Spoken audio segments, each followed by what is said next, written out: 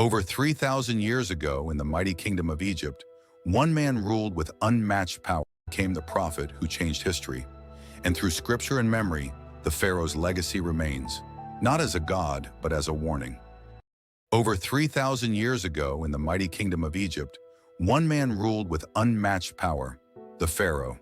But his reign would be challenged, not by armies, but by faith. This is the story of the Pharaoh who stood against Moses. The Hebrews, descendants of Jacob, had lived in Egypt for generations.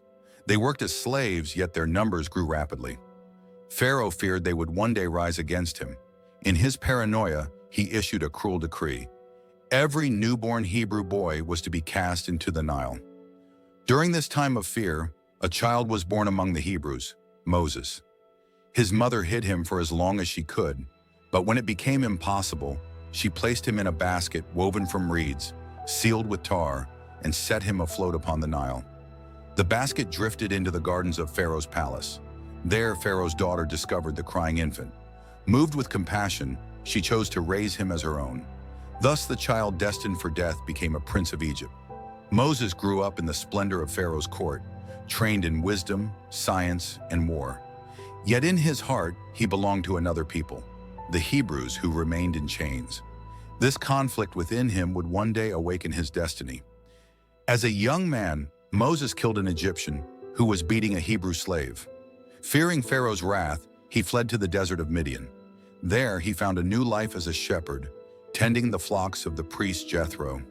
He guided the sheep across rocky hills and dry plains, learned to read the weather and find water in the desert, and spent countless nights under the stars, protecting his flock from predators.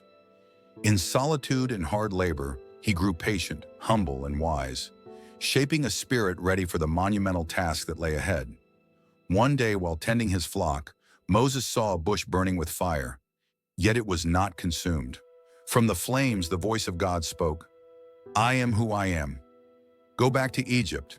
Tell Pharaoh to let my people go." Moses trembled and asked, "Who am I to go to Pharaoh? What if they do not believe me? What shall I say to them? I am not eloquent. How can I lead?" God reassured him, providing answers and signs. "I will be with you. You shall speak to Pharaoh, and I will guide your words. Aaron, your brother, will help you. I am the Lord." Only after this reassurance, Moses accepted the divine mission. When Moses returned with God's command, "Let my people go," Pharaoh's pride could not accept it. How could the ruler of the greatest empire bow to the god of slaves? He refused, setting the stage for a confrontation that would shake Egypt. The Nile turned to blood. Frogs, locusts, and darkness struck the land.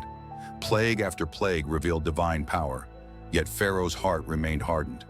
Even as his people suffered, he defied Moses and his God. The last plague was the most devastating, the death of Egypt's firstborn.